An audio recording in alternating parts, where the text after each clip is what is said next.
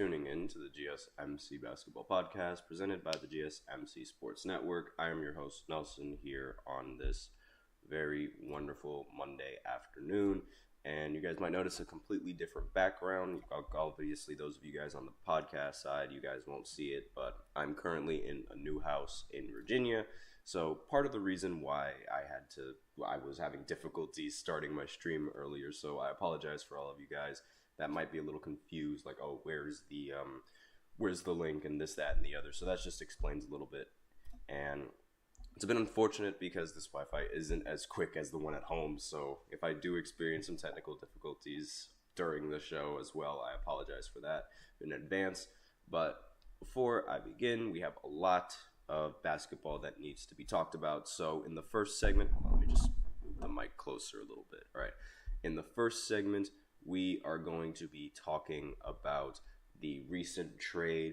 DeMar DeRozan, he's been traded to the Sacramento Kings. Well, it's a sign-and trade, so we're just going to talk a little bit about that.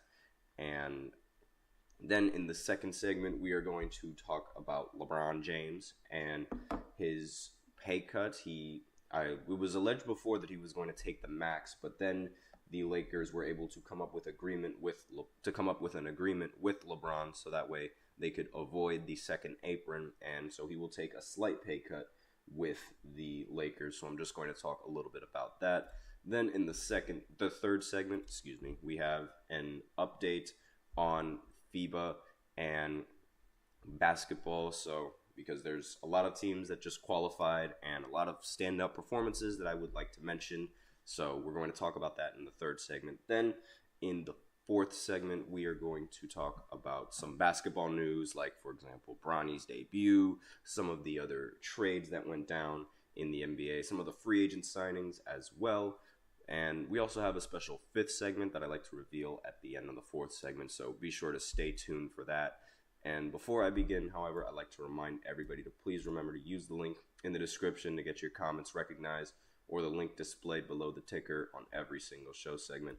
That is GSMCpodcast.net. Really helps the show, makes it much more interactive between myself and you guys. Once again, the link is GSMCpodcast.net. And without further ado, let's go right ahead and go into the first topic, which is probably the biggest topic in all of basketball right now. Is DeMar DeRozan being sign and trade with the Sacramento Kings. Now, I said before on the previous podcast on Friday that it was suspected that he might go to a team in California, either the Lakers or the Clippers, whichever one best suited him, or even, like, at one point I thought it was going to be the Golden State Warriors, just because, like, you know, trying to replace Klay Thompson isn't really the easiest thing to do. But that wasn't what happened. And I'm not even going to lie to you guys, I completely forgot about the Sacramento Kings. And I really didn't think they were going to make a move to try to get DeMar DeRozan, but they ended up getting him anyway. And the sign and trade, let me just go ahead and find it. It's actually a three-team sign and trade that the Kings ended up agreeing to in order to deal with DeMar DeRozan. So, for one, the Kings received DeMar DeRozan. That's the only thing they got out of this trade. The San Antonio Spurs, they were also involved in this trade, and they ended up getting Harrison Barnes as well as a 2031 first-round pick swap. And then the Chicago Bulls, in return for trading away DeMar, ended up receiving Chris Duarte and 2 second-round picks. Now, I honestly feel like the loser of all of these teams in this trade is the Sacramento Kings. Because obviously, you know, in order to avoid the second apron, a lot of teams have been doing a bunch of sign-and trades so that way they don't put their team in a worse situation than what they already would be in. So really, I feel like the winner of this trade is Harrison Barnes and the 2031 first-round pick swap, because Harrison Barnes, like, of all of those players, I feel would bring, and in the situation that the Spurs are in right now, I feel like that would bring the Spurs a lot more value than Chris Duarte would bring to the Bulls. and then DeMar would bring to the Sacramento Kings. So that's like my opinion on like the trade overall. I'll just go ahead and run down a little bit of details on like how the DeMar DeRozan's contract is constructed with the Sacramento Kings. So as I said earlier, it was via sign and trade, and he signed 3-year, $70+ million agreement, and that's, I feel like, you know, for somebody like DeMar, that's a little bit less than what I would value him. Like, I don't really see DeMar DeRozan as a $70 million player, especially when you take into account some of the other contracts that were signed in free agency, like, for example, Franz Wagner making almost, let me just see this absurd contract because it's absolutely ridiculous, and I'm going to talk about that a little bit more in the fourth segment. He signed 5-year, $224 million. Now, tell me, is Franz Wagner better than DeMar DeRozan? Me personally, I don't think so. Despite the fact that DeMar is one of the sort of older players in the NBA and one of the veteran players, I don't really think that that's really a contract that Franz Wagner deserves as opposed to DeMar. Granted, I don't think DeMar is worth that much money either, but if you're going to pay Franz Wagner all of that cash, then you should at least, you know, pay DeMar a lot more cash than that. But obviously, you know, given the second apron and the new CBA rules, it's really difficult to negotiate a huge contract worth that much. But, I mean, that's somewhat of a steal, you know, the fact that they were able to get DeMar at such a,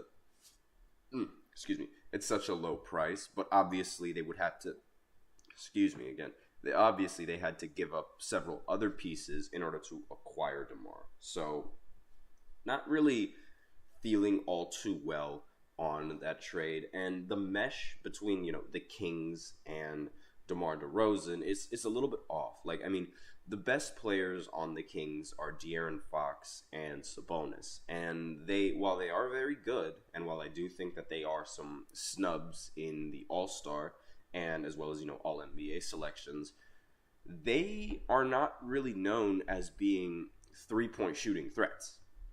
And now they just added another player that's also known for not being a three-point shooting threat. So I'm having difficulty trying to see how this would mesh with their system, because we know that De'Aaron Fox is a great dunker, phenomenal dunker. Same thing with DeMar DeRozan, and DeMar DeRozan is a phenomenal mid-range scorer. And the same applies with Sabonis being a phenomenal mid-range scorer. And I feel like, you know, scoring for twos in a league that prioritizing scoring threes, let alone, you know, some inefficient two-point shots, because DeMar DeRozan does take a lot of mid-ranges, same with Sabonis, I don't think that's going to really win them that many games. However, DeMar is a pretty, you know, he's a good defender. He's not a great defender. He's not a bad defender either. And he's slightly above decent just because of his height and his frame. So I'd say he's a rather, you know, a good defender at the small forward position.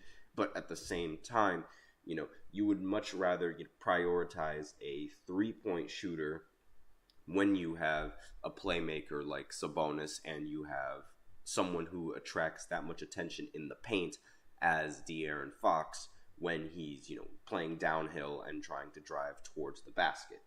So, on the other hand, like with the Bulls, obviously they are trying to rebuild the team, and they've had trouble trying to trade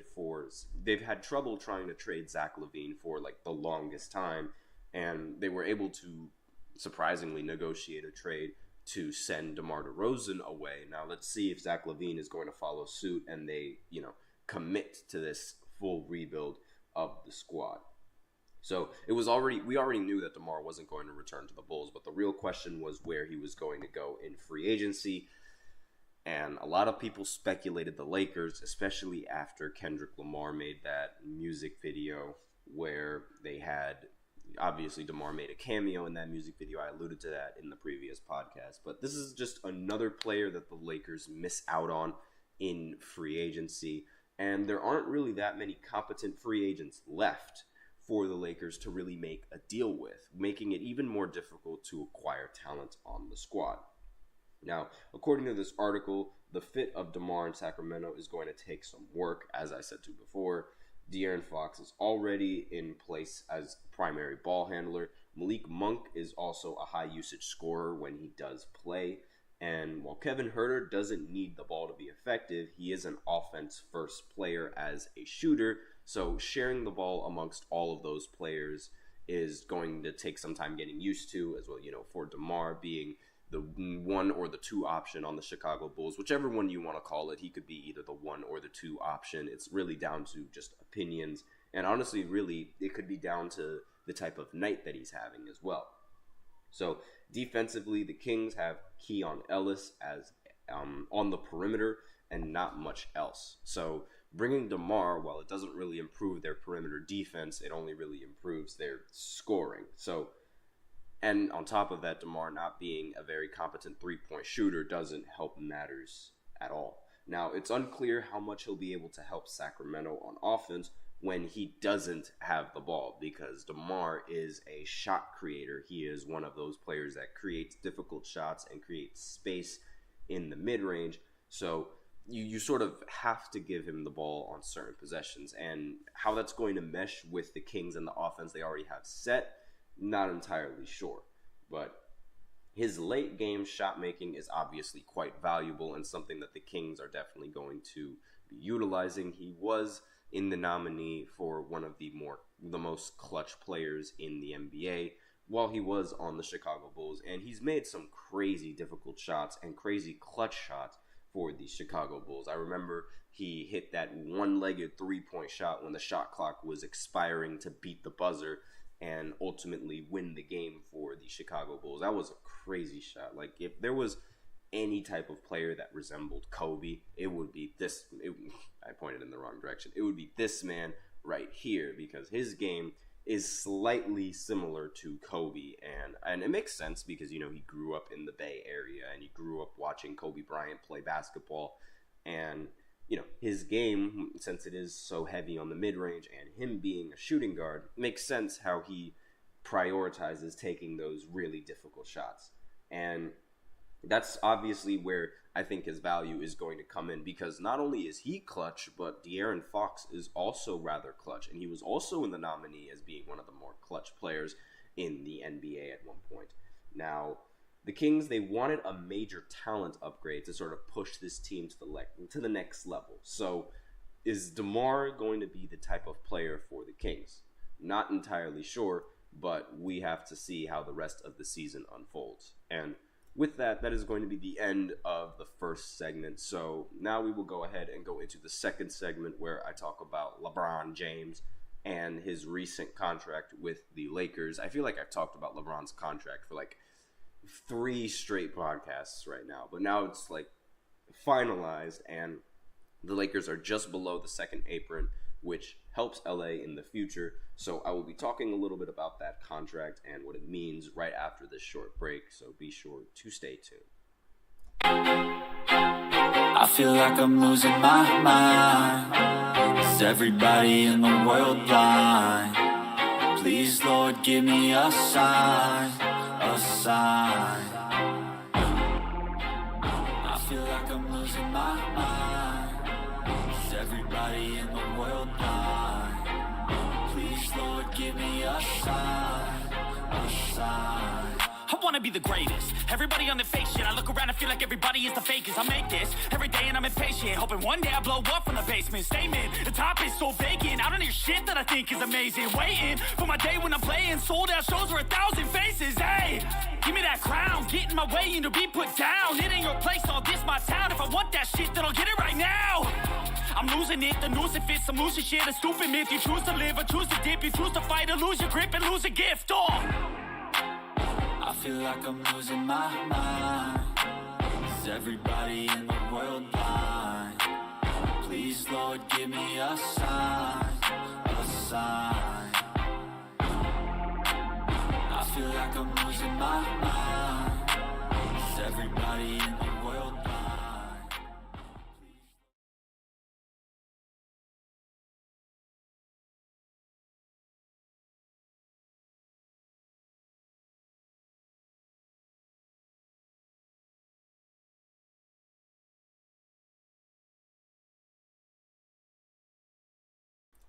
And we are back with the second segment of the GSMC Basketball Podcast presented by the GSMC Sports Network.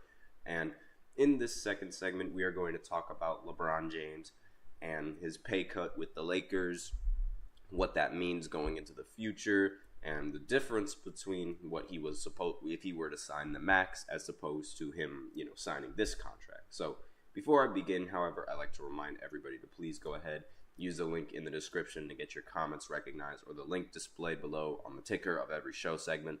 That is GSMCpodcast.net. It really ups the show, makes it much more interactive between myself and you guys. Once again, the link is GSMCpodcast.net. Allergies, excuse me. So without further ado, let's go right ahead and talk about LeBron James and his new contract with the Los Angeles Lakers. Now, if you guys remember before, he was supposed to sign a $104 million contract for 2 years, which is the max, and that would put the Lakers into the second apron, which is not ideal. You see, a lot of teams, they are doing a lot more sign and trades. They're doing a lot more trading as well to sort of try and avoid going into that second apron. Now, this new contract that LeBron James took is 2-year, $101.3 million. So, just a little bit, $2.7 million below the actual contract that he was supposed to sign, the actual max that he was supposed to sign, or that we thought that he was going to sign. So this allowed the Lakers to stay below the second luxury tax, which is obviously, the second apron. And LeBron actually has some, he told reporters on Sunday that reducing his pay was all about giving the Lakers flexibility to try and improve the roster. According to Tim Bontemps from Twitter, LeBron says he took less money to get the Lakers under the second apron because when you're in a relationship, there are things you have to do sometimes. And he wanted to make sure they had more flexibility to alter the roster. So, $2.7 million isn't going to hurt LeBron. I'm sure it's not. He's one of the richest basketball players that the world has ever seen. So it makes total sense how I feel like he would take this pay cut. But at the same time, while he is incredibly rich, he's also incredibly cheap. And, there was this one time where he said that he doesn't pay for Spotify. He still has, he doesn't pay for Spotify Premium. He doesn't pay any subscriptions. If there's an app on the App Store that costs like $2, he's not buying it. I know $2 is not going to hurt LeBron James. That is like 2 cents to him. But he won't do it. So it makes sense how he wants the money. And obviously, LeBron, he's going to invest that money. He's very good at investing, and he's very good at, expanding the amount of money that he makes. I mean, he is a billionaire, for crying out loud. So bringing aboard JJ Redick as the new head coach has been the biggest story of the Lakers in quite recently in the offseason, especially since James' return, as, was widely expected, especially since signing his son. And wait just a second, we have a Woj tweet coming in, and I'm just going to go ahead and go into the breaking news segment real quick because this Woj tweet just happened literally 20 seconds ago. So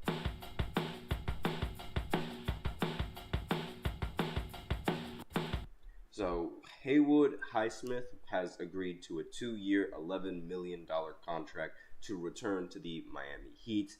Jerry Daniels tells ESPN he has significant interest around the league, but stays with franchise that developed him into an NBA player. Like, a lot of teams were really interested in acquiring him in free agency, and this Woj bomb literally just happened like 20 seconds ago. So I just wanted to go ahead and break that out for any of those Miami Heat fans that are interested. But aside from that, let's go ahead and continue talking about LeBron James and his contract. Now, again, as I mentioned before, JJ Redick signing with the Lakers and LeBron returning to the Lakers has been the only big move that has happened with the Lakers in free agency.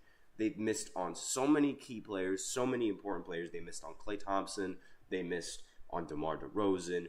They've missed on, DeJounte Murray and so many other players in this free agency market that could have improved the roster. And unfortunately, since, they missed out on them, they're not going to improve anything for the Lakers. And now it's really down to the Lakers and their trading. Like, that's going to be the only way that the Lakers can actually acquire significant talent to their roster via trading. Now, they also, another big move that the Lakers have made was drafting Dalton Connect. And he's one of those players that a lot of people were really surprised to get, into the 17th pick in the entire draft. Like, a lot of people suspected that they would get that Connect would be selected a little bit earlier than fall into the hands of the Lakers, because he is one of the better scorers in college, and he's actually one of the more efficient scorers in college. And obviously, with the Lakers not bringing any sort of free agents, it might be difficult to not include Dalton in a trade scenario. Now, I'm not entirely sure exactly if they're going to even include Dalton in the trades, but then again, it would be a lot easier to trade him as opposed to trading one of the key players that they've had on the team for a long time, like Austin Reeves or maybe even D'Angelo Russell or some of the other players off of the bench. And it's not like the Lakers really have that much talent coming off of the bench that other teams are interested in either. So it seems like they might actually, have to trade one of those big time players. Obviously, nobody is going to be interested in trading for Bronny James. He is the 55 overall pick in the draft, and he's making almost $2 million. And that's obviously a lot of money to pay for a 55 overall pick in the draft. Now, the former route was always going to be difficult. The team pushed right up against the second apron already, so they would have to offload some salaries just to use their $5.2 million taxpayer mid-level exception and remain under the apron. Now, Javon Buha and Shams on the Athletic reported on July 6 that Gary Trent Jr. and Spencer Dinwiddie are two names to watch for if the Lakers clear enough space to use their taxpayer mid-level exception. Now, Spencer Dinwiddie, he was on the Lakers for a short time, and he didn't really do much for the Lakers, so I don't really see why they would try to acquire that kind of player on the roster. Now, Gary Trent Jr., on the other hand, that is a name that is very intriguing to me because I'm very fond of his game. I think he is a great basketball player, and, I shouldn't say great. I think he's a good basketball player, and he's good enough to fill in that role of being the shooter that the Lakers desperately need. Excuse me. Now, granted, a bigger trade could be in the works, but that would most likely require the Lakers parting with a lot of their future draft capital, because a lot of teams are going to be interested in the Lakers and their draft picks. Now, it's risky since, LeBron is also 39 years old, and we have no idea how well he is going to be playing in the next year, especially since he's going to have to be playing Olympic basketball over the summer as well, which could put him at risk of injuring himself. Obviously, LeBron has suffered a lot of injuries when he was on the Lakers, given his old age, and playing in the Olympics and not giving him the rest that he needs is really not ideal. Regardless, staying under the second apron is really, really important for the Los Angeles Lakers. And has become a hard cap for teams, given the penalties for exceeding it. As Charania, I completely botched that name. Teams above the second apron cannot trade first-round picks 7 years in the future. They cannot trade cash in a deal, lose their mid-level exception, are limited to 100% salary matching in trades, and cannot combine multiple players in a deal, among several other restrictions. So, in other words, if you exceed the second apron, your team better be just about, perfect as is and in good position to win multiple titles like the Boston Celtics. And otherwise, building out a solid team becomes incredibly difficult. So that's essentially the reason why LeBron ended up taking that pay cut. and what's to come for the Lakers in the future. Again, I'm not entirely sure if they're going to be able to sign any sort of free agents. Given their luck with free agency, it's really, really bad. And it's almost embarrassing, honestly.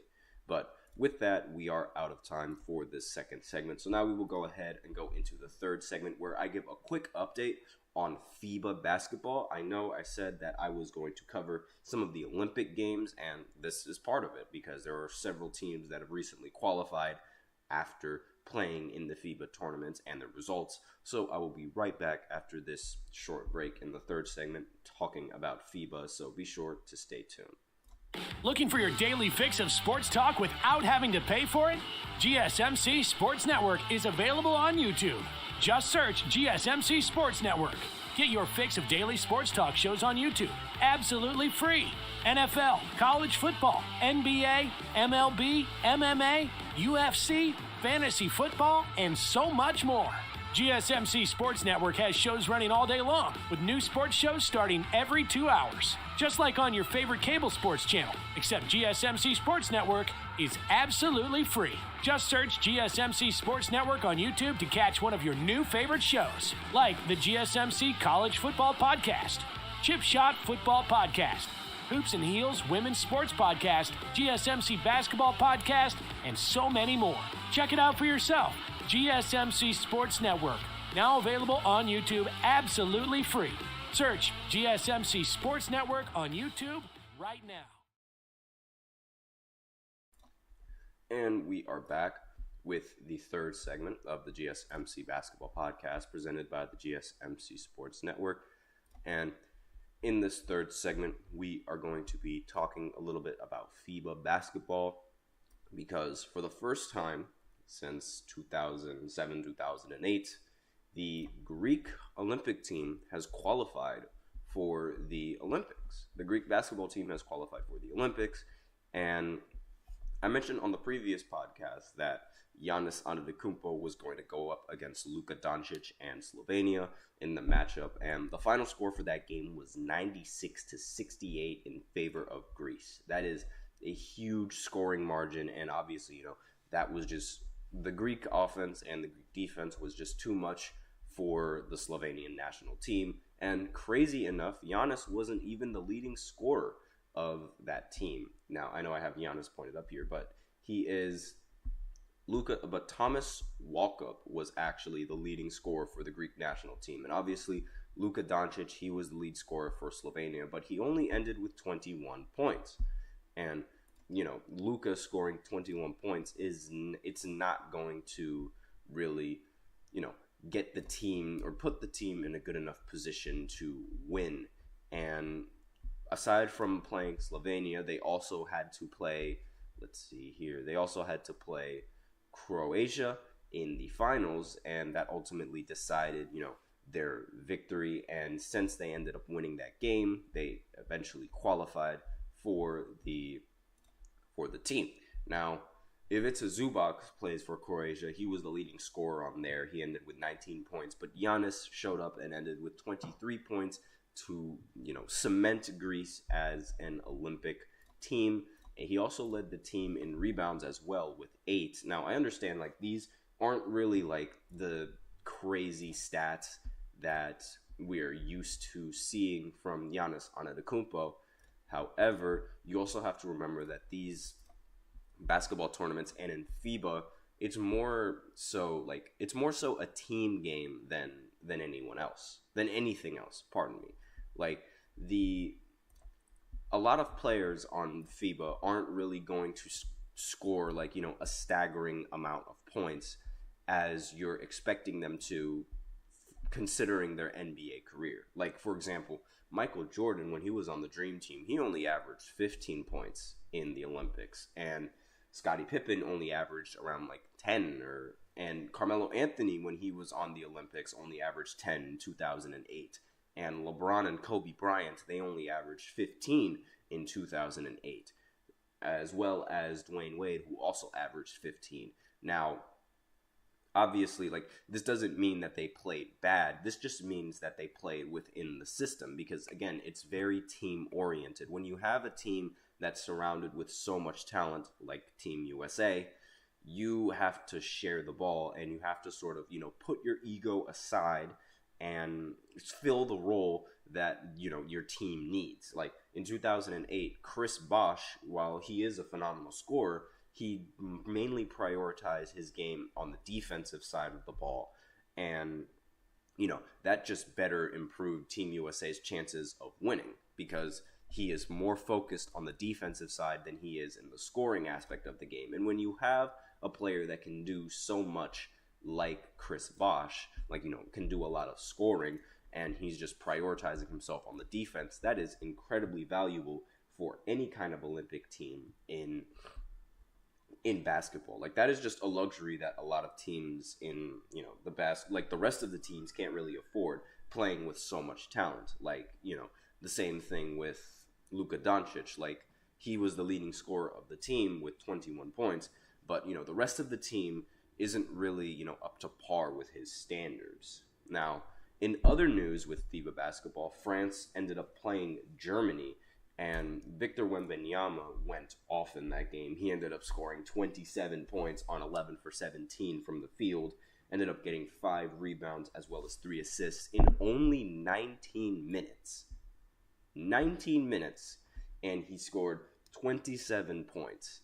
And the French national team, like, while they've already qualified, they are a squad. Like, if there was any sort of squad that the Team USA should be worried about aside from Canada, it should be France. Because, let's face it, Victor Wembanyama is going to be a threat to literally anyone that plays against him, especially in FIBA, where the rules are slightly different. Now, one thing that I also didn't realize about FIBA is that the three-point line is a little bit shorter. Like, it's not the same as the NBA It's not the same as the NBA three-point line, where I believe the difference is just 1 inch. I believe the three-point line is 23.9, or actually maybe 1 foot, I believe the three-point line in the NBA is like 23.9 feet away from the basket. I'm going to go ahead and check just to make sure. And the FIBA basketball, like the three-point line in FIBA, is like 22.8 feet away from the basket. Around those lines. But like, it's a slight difference, but that slight difference means almost everything with FIBA and a lot of these players. So that just gives them a greater advantage, especially Steph Curry. It gives Steph Curry a huge advantage in the three-point shooting department, because obviously that is where his value is.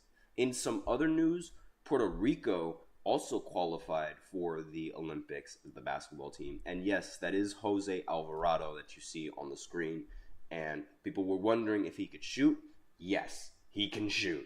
In one of the games where he played against Italy in the group phase, he ended up scoring 29 points on 7 for 10 from the three-point line. And versus Lithuania in the finals, he ended up scoring 23 points, 4 for 6 from the three-point line. So, and one of the things that's really a little bit underrated, or gets pushed under the rug, is just how good these international players are when they play with their team. It's a completely different system, and therefore they are forced to go into a completely different role. We know that Jose Alvarado, when he is on the Pelicans, he is mainly, he is a three-point shooter still, obviously, but he's mainly like a defender. I mean, Grand Theft Alvarado is his nickname, and you don't really see him having a ridiculous scoring performance as you do in FIBA. That completely, role players in the NBA turn into a different animal when they play FIBA. It happened with Patty Mills when he was playing on Australia. It happened with Manu Ginobili when he was playing in Argentina. Pau Gasol, Marc Gasol, even though they were also first options in the NBA. But they play so much better when they're on their international team, because they have a lot more chemistry on that team as opposed to the chemistry that they have in the NBA. Because remember, a lot of these people, especially we'll use Luka Doncic as an example. He was playing basketball since he was, 16 years old, and probably even younger now that I think about it. But he's been playing with that squad since he was 16. So the chemistry with them is astonishing. you don't really skip a beat when you play with the players that you've played with for so many years. Same thing with Giannis Antetokounmpo. And that's one of the things that a lot of fans don't recognize, is just how good these role players actually are in a system that benefits them and with a team that they've been playing with for so long. Now, in some other FIBA basketball news, some of the teams that ended up qualifying is, other than Greece and Puerto Rico, Latvia ended up qualifying for the Olympics despite losing to Brazil, who also qualified for the Olympics. Actually, yeah, Brazil ended up qualifying for the Olympics, as well as Spain. They also ended up qualifying for the Olympics, I believe. I'm just going to make sure.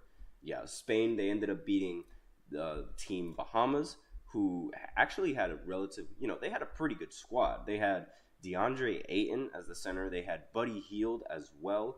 And they also had Eric Gordon playing for them on the Bahamas. So I'm very surprised that this team wasn't able to make it to the Olympics, which, is unfortunate for them. But, aside from that, that is really, those are the teams that ended up qualifying, and those are the teams that are going to end up playing in the Olympics, I believe, just based off of the results of the game. And in some other news, when in the matchup between France and Germany, Evan Fournier and Dennis Schroeder ended up getting into a fight. Now, you guys, the image is rather blurry because I had to screenshot it from a video, but Evan Fournier and Dennis Schroeder, they ended up starting, to choke each other out in the middle of the game. So I'm very curious to see how that's going to put into effect in the Olympics. I don't know if there's going to be a punishment handed out for Evan Fournier, if he's going to be suspended for a couple of games, because in soccer,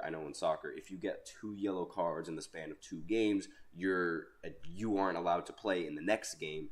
And so, it might be a similar punishment coming in for the Olympics with Evan Fournier, but we'll go ahead and see how that unfolds. I just wanted to bring that up because that was a very huge story in the matchup between France and Germany. So with that out of the way, we are out of time for the third segment. So now we will go ahead and go into the fourth segment, where I talk about some basketball news, some more free agent signings, as well as some NBA trades, and Bronny James's Summer League debut.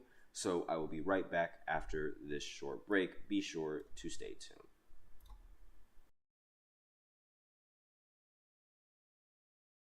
For the best and latest podcasts available anywhere, go to the podcast app on your cell phone and type in GSMC to access free content-rich podcasts on health and wellness, book reviews, sports, entertainment, relationships, social media, movies, technology, finance, and even weird news.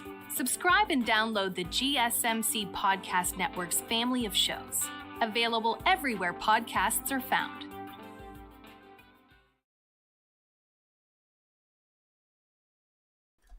And we are back with the fourth segment of the GSMC Basketball Podcast, presented by the GSMC Sports Network. And in this fourth segment, we are going to be talking about some basketball news. Bronny James, he made his debut in the Summer League, and as well as some NBA trades and free agent signings that ended up happening over the weekend. So we'll obviously start with Bronny and his Summer League debut. Now, he did not have a good game. I am not going to mince words. He played really badly I accidentally touched my mic there. He played really badly in this game. And what makes this, a little bit funny to me is how the graphics, the graphic designers for, calculating the box scores and creating these graphics of players and their stats, they made it seem like Bronny scored 21 points and ended the game with, he ended the game with 21 points, as well as, going 2 for 2, right? That's sort of what they made it look like. But in reality, he played 21 minutes and was only able to score 4 points, got 2 assists and 2 rebounds, and I believe he shot 2 for 9 from the field. So again, was not a very efficient outing for Bronny James in his Summer League debut. But I don't really think that a lot of people are going, obviously, a lot of people are going to hate on Bronny for the simple fact that he is LeBron James' son. But I don't think overreacting over just one summer league game is appropriate, despite the fact that he didn't really play that well. I mean, we remember last year, Victor Wembanyama in his first summer league didn't play well at all. And everyone was so quick to call him a bust, to call him the worst draft pick in the NBA. He's not going to amount to this. There were so many people on Twitter just saying this, that, and the other, and even saying that other rookies in his draft class were better than him.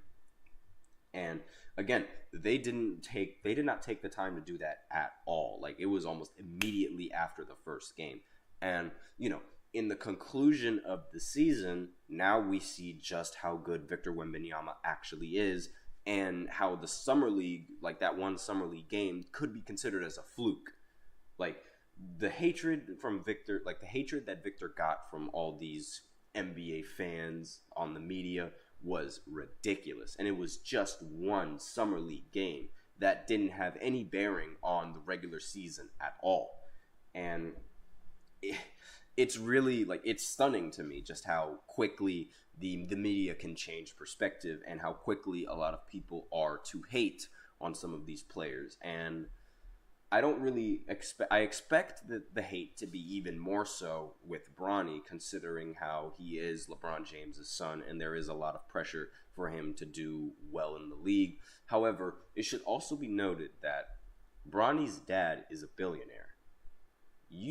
If you had a dad that was a billionaire, I highly doubt that you would have any sort of aspirations to do all sorts of things like Bronny is doing. I mean, he suffered from cardiac arrest, and here he is back and playing in the NBA. Like, he is trying to make a name for himself, despite the fact that his father owns almost $1 billion to his name. Like, if your father was LeBron James, I highly doubt that you would even bother trying to compete in the NBA and, make a career of your own. Because, like, why would you need to do that, right? Like, so that's something that's really going to get pushed under the rug, despite how Bronny plays. And I feel like that should be taken into account. Now, again, it might sound like I'm giving a lot of leeway to Bronny, but, at the same time, would anyone really try to do anything with their name when they have somebody like LeBron James as their father?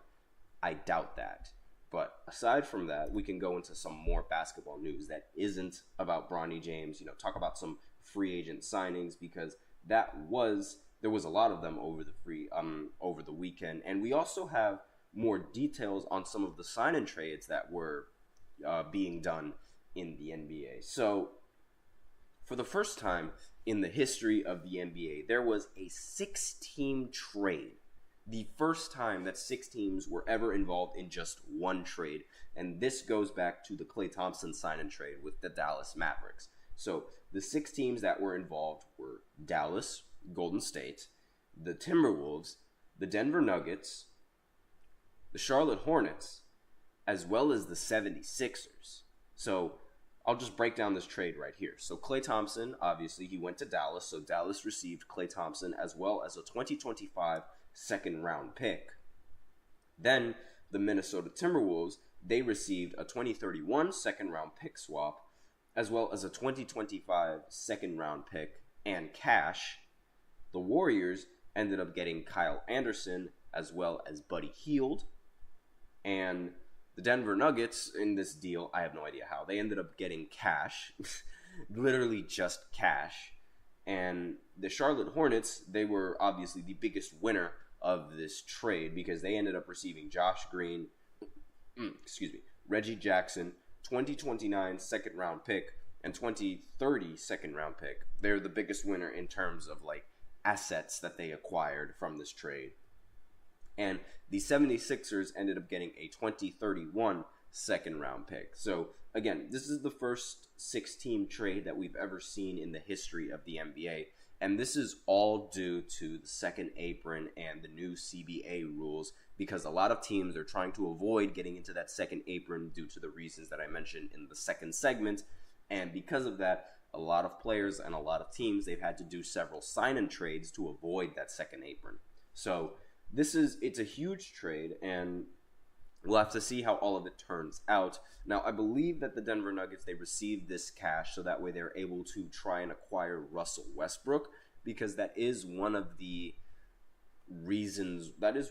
things that Nikola Jokic for the Denver Nuggets has his eyes set on. Like, he really wants to play with Russ, and he really wants Russ to play under that system. So I believe that's the reason why the Nuggets ended up getting cash.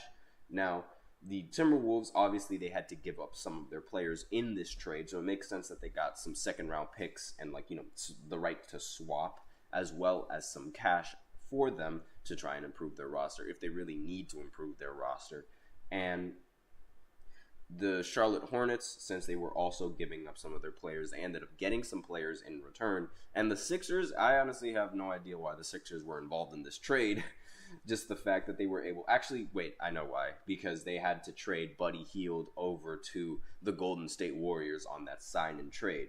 So it's really confusing to, like, follow all of these, especially with how big of a trade this really is in the basketball world. Like, again, the first ever 6-team sign and trade. Now, let me just go ahead and break down some of the other contract signings that ended up happening over the weekend. Oh, wait a minute. Before I do that, the Nets and the Knicks trade, like the details between the Nets and the Knicks, they were finally announced, and the Nets received so many picks. It's unbelievable from this trade. So the Knicks, they ended up getting Mikal Bridges, obviously, Keita Bates-Diop, and a 2026 Nets second-round pick. But the Nets, they ended up receiving a 2025 Knicks first-round pick, 2025 Bucks first-round pick. It's a top 4 projected pick.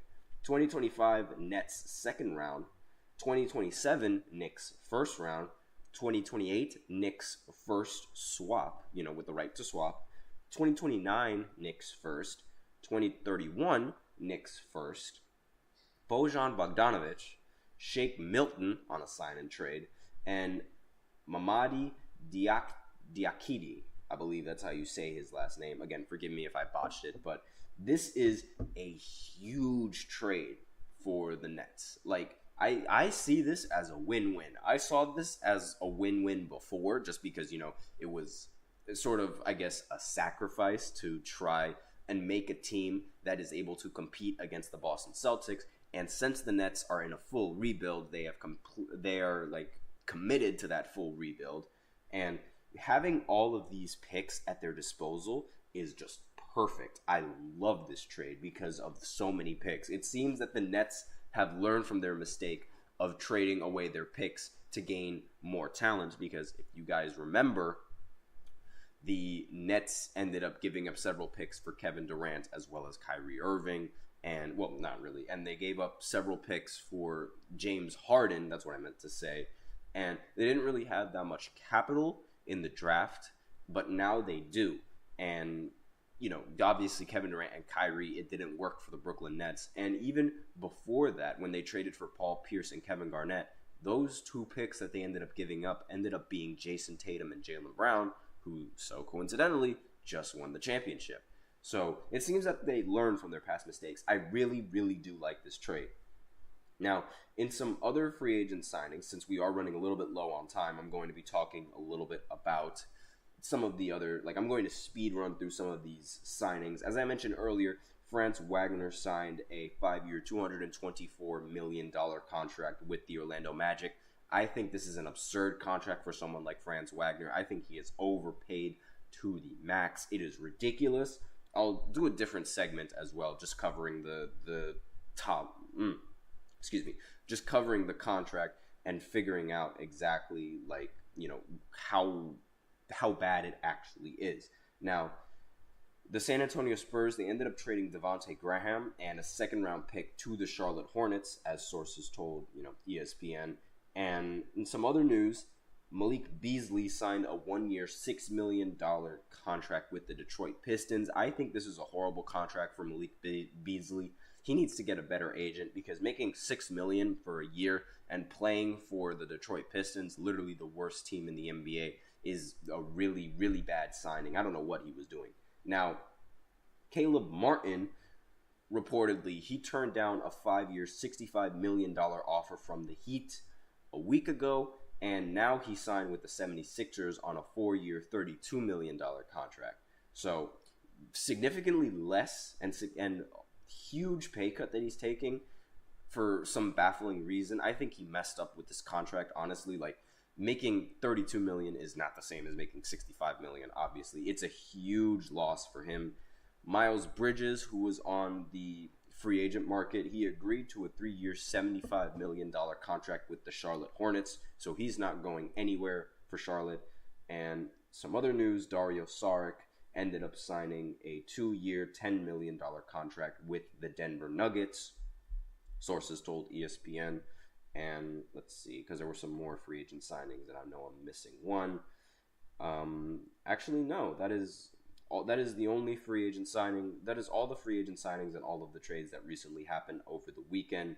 And let me know in the comments what you guys think of this trades. Do you guys think that there are winners? Do you think there are significant losers? I obviously think Caleb Martin is a huge loser in this free agent signing, and as well as Malik Beasley, because those two, they just messed up badly. So with that, we are going to go ahead and go into the fifth and the final segment, where I give a quick update on the WNBA and who I think has the best chances of winning Rookie of the Year, because history continues to be broken, history continues to be made, I should say, and records continue to be broken in the WNBA. So I will go ahead and talk about that after this short break. Be sure to stay tuned.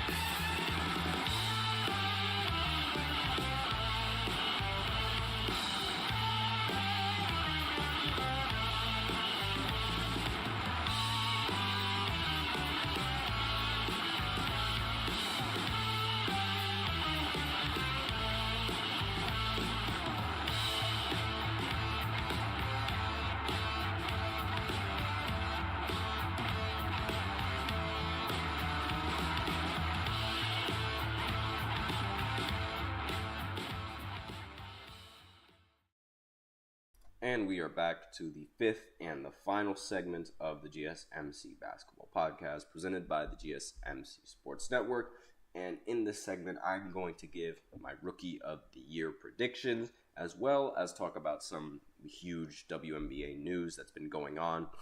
So, for starters, obviously, I can't mention the WNBA without mentioning Caitlin Clark and just how fantastic she's been for the Indiana Fever, and just how great she's been overall as a WNBA player and bringing the attention to the WNBA as much as she has. In almost every single most watched game for the WNBA this year, all of them have been with the Fever playing. Like, she is popular and WNBA players just have to deal with it. Now, one of the big reasons why she's popular is because she's just so good at basketball. She's fantastic. One of the cleanest WNBA players that I've seen play the game. And she also became the first rookie in the history of the WNBA to record a triple-double.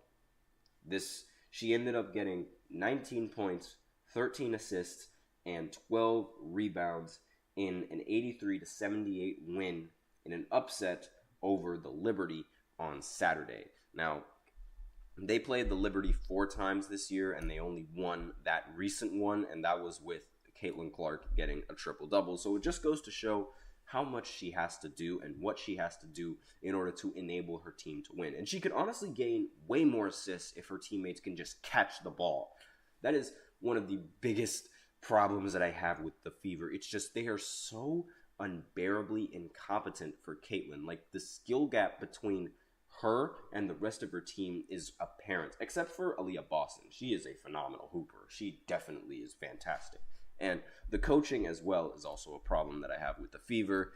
And her performance is nothing short of extraordinary. Now, she is, as a rookie, getting a triple-double is honestly, like, it's really difficult, especially in the NBA. Like, there aren't that many rookies that have had a triple-double in their first year with the NBA. I mean, Jason Tatum wasn't able to get a triple-double as a rookie.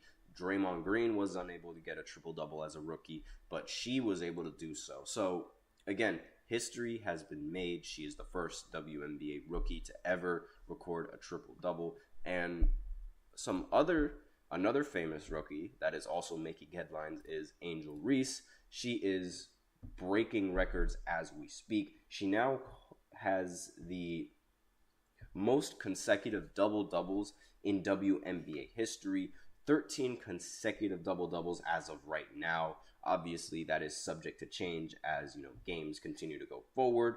And Angel just makes it look really, really easy getting these double-doubles. And it makes total sense because this sounds like a little bit of hater logic. I'm not going to lie, this does sound a little bit of hater logic, but a lot of her rebounds are off of her own misses. And that ultimately, helps her with her stats, and it helps her, continue this streak. I'm not saying that she isn't a great rebound because, let's face it, Camila Cardoso, who is another rookie on the Chicago Sky, she is also ridiculously tall compared to everybody else in the WNBA. And she's not even having a ridiculous season or as good of a season as Angel Reese is having. Even in the rebounding category. Cardoso, she only averages 7 rebounds per game compared to Angel, who's averaging 11 rebounds per game as well as 14 points. Now, the big problem with Angel really is her efficiency, in my opinion. And that's also a really big problem with Caitlin Clark as well. Neither of these women are rather efficient shooting from the field, but it's more so apparent with Angel than it is with Caitlin, because with Caitlin Clark, obviously, she is taking a lot more difficult shots than Angel. Angel only recently scored her first 3-point basket. I believe it was against the Storm on Friday. And let me just go ahead and look at the box scores right here. And yeah, Angel Reese, she ended up getting 27 points and shot 2 for 2 from the 3-point line. And we do have a comment coming in from, let me just go ahead and see, from him. Whoa, his name is him. So he has a question. What if the NBA and the WNBA made a merge? WNBA players will be given the chance to be drafted in the WNBA in the expansion draft. Okay, I think those are two different questions. So what if the NBA and WNBA made a merge? Now, that would be horrible for the WNBA, in my opinion. That would be really, really bad because we have another comment from, he made a typo. So NBA players will be given the chance to be drafted in the WNBA in the expansion draft. I think that's what you're trying to say, but I don't think this is a good idea at all because obviously, there's just no question about it that a majority of WNBA players, they just cannot compete with NBA players. It's well known, and it's, yes, WNBA to NBA. So WNBA players going over to the NBA. The physicality of the NBA, while I will admit it's not really as physical as it used to be, but as unfortunate as it is, it's genuinely just how it works.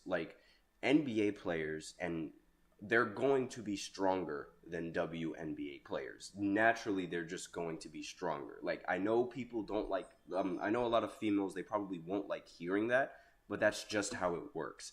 And you're essentially setting yourself up as a defensive mismatch regardless of who you're going up against. Not to mention, the height difference is also a very major factor.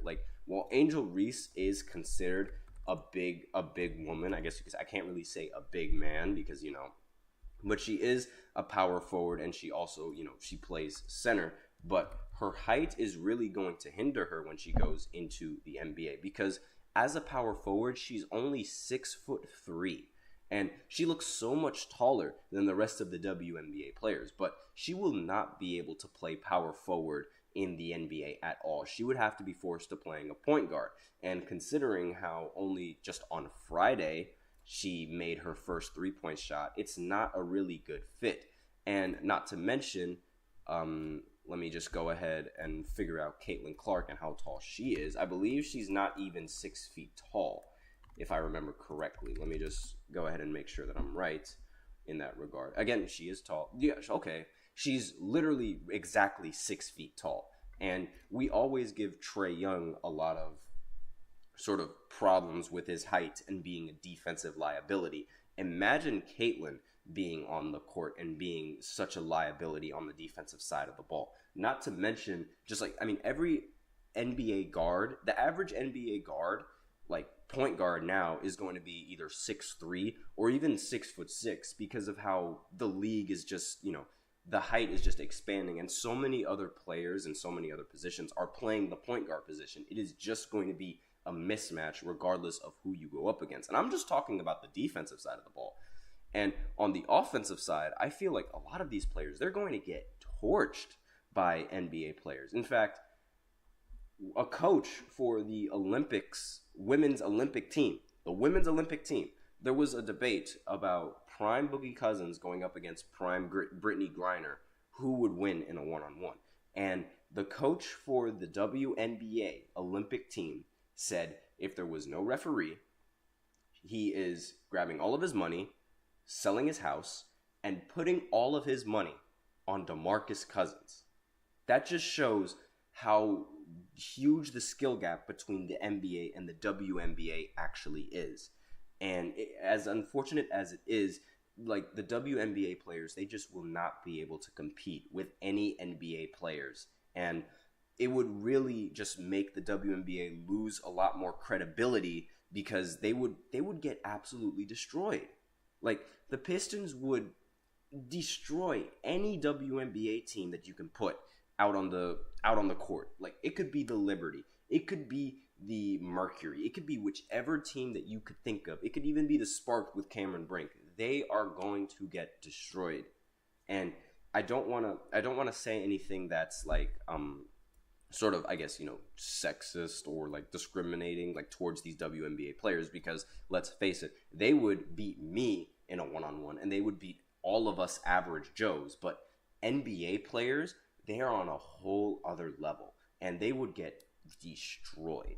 Like that's my, so I don't really think they should do a merger in the NBA or the, like, for the WNBA. Now, 3-point shooting contests, that's a different story. I love to see 3-point shooting contests between Sabrina and Steph Curry. I loved that matchup. And maybe, you know, friendly 3-on-3 games, that would be something like, you know, for All-Star break that I would like to see. But again, I just genuinely think that NBA players, they're just going to have a field day with all of these WNBA players. That's just me, however. And while the WNBA players, they're definitely going to disagree on that, that's just a cold, hard fact, as sorry as it is. Now, for Rookie of the Year, that's what I was supposed to be talking about. I mean, with Rookie of the Year, I genuinely feel like it should be Caitlin Clark, just because, like, as I mentioned before, while they do struggle on efficiency, both of them, Caitlin ends up taking a lot more difficult shots than just layups. Like, the fact that Angel Reese is inefficient on layups really rubs me the wrong way, because it's like you're so much taller than every other WNBA player that most of the WNBA players that you go up against, and yet you still find a way to be inefficient on layups. I mean, in the game before that I mentioned, Angel Reese, when she was playing against the Dream, they ended up winning, but she shot 5 for 12 from the field, and these are layups. 5 for 12, 12 points on just layups. And then in the previous game, before that, let me just go ahead and pull up on Sunday, on June 30th, when she was playing the Minnesota Lynx. Let me just go ahead and pan over to Angel Reese right here. She ended up only getting 10 points and shot 4 for 16 on layups.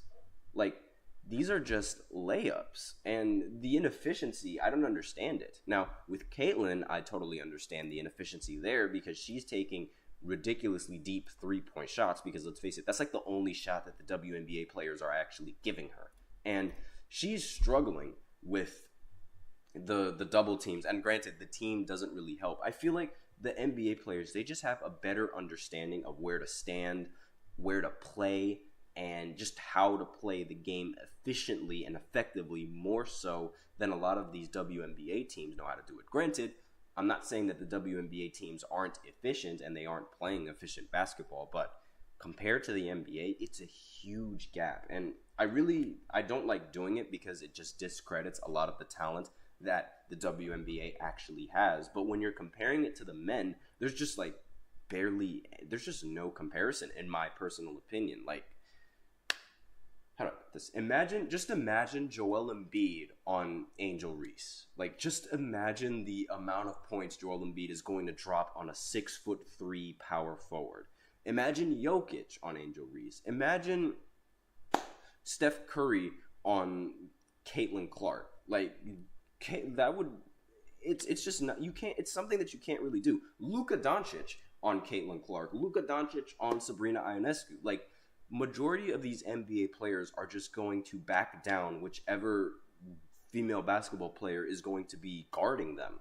Like, and there's nothing that the female basketball player is going to be able to do about it aside from asking for a double team, which in turn leaves other NBA players wide open to hit easy shots.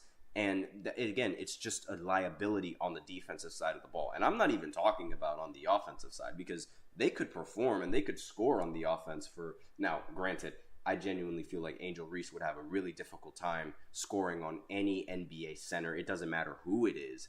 She's going to have a difficult time. Like, scoring on LeBron James, she's going to have a very difficult time scoring on him. Scoring on Victor Wembanyama, Jesus Christ. Imagine Victor Wembanyama playing against any of those short female basketball players. Like, really, it's the height difference and the physicality that's just really hindering them, and it's something that they can't really control. I'm sorry, that's how it is, but that's just the way it is. And I can't really sort of like defend any of those WNBA players, because I genuinely just don't feel that any of them would be able to match up properly against NBA players. To answer your question, so I think it's a horrible idea. I don't think the WNBA should do that. It makes total sense why the WNBA doesn't do that. And if they did do that, it would be rather embarrassing for the WNBA and their players, I think. Like, the amount of ridicule that they would get from the media, like from Twitter and all sorts of places, is just going to be ridiculous. And it wouldn't be a good idea now, especially when, like, the WNBA is gaining all of this traction from watching Caitlin and watching her hoop. Like, it just wouldn't be good. Like, right now, wouldn't be good. Now, one of the players that, if there was any player that I think would be able to get a roster in the NBA, it would be Caitlin. Like, it would be Caitlin Clark. Despite her defensive liability, her scoring, it might bring some sort of value to, like, the Detroit Pistons and things of that nature. But again, the another big problem is just, the physicality on the defensive side, because it is going to be rather difficult to blow by an NBA guard more so than it is to blow by a WNBA guard. Like, again, that's just my opinion. Now, obviously, like, I could be flat out wrong if they do end up doing that, but I genuinely don't think that they will. And considering how a coach for the WNBA, or like the women's national Olympic team, was willing to bet all of his money on DeMarcus Cousins winning against Brittany Griner, it just shows, like, the amount of skill gap she's, like, the huge difference between the NBA and the WNBA. TJ in the chat actually says he's a host for the sports podcast, so go ahead and tune into his podcast. It's directly after mine. I think Aja Wilson could get minutes in the NBA. She's actually a dog. I totally forgot to even mention her. Yes, she could probably gain some minutes in the NBA. Yes, I totally agree with you on that. But again, the big problem is going to be the defensive liability and just, like, how she's going to be on the court. Like, because in the NBA, you're going to have to you're switching a lot on screens. So a lot of NBA players can just force Aja to switch and therefore create a mismatch. for either the big man or for either the guard, whoever A'ja is going to be guarding. And that's really like the ultimate problem, the defensive side of the game. Like, while it's not really looked upon as, as positively as it used to be, it's still half the game. Like, half the game is played on the other side of the court. Well, I mean, I guess for good teams, a little bit less than half, because they spend a lot more time on the offensive side of the court, right? But half the game is played on the defensive side of the court majority of the time. And if you are also, on top of the fact, I completely forgot that these WNBA players, like, Kaylin's teammates can't even catch the ball. Like, you really think they're going to be able to compete with those NBA players? I don't really think a majority could. But it's only like a select few. But aside from that, we are out of time for this segment. That is the end of the podcast. Thank you so much for that question. It did spark a lot of debate. Thank you so much for tuning in to the GSMC Basketball Podcast presented by the GSMC Sports Network. Your support means a lot to us, so please remember to subscribe to the show, leave a positive review. It really does make a difference. We also invite you to follow us on Facebook, Twitter, TikTok, and Instagram for more content and updates. As usual, please remember to use the link in the description to get your comments recognized, or the link displayed below the ticker. That is gsmcpodcast.net. Thank you so much for all of you tuning in. I am your host, Nelson, and as always, take care.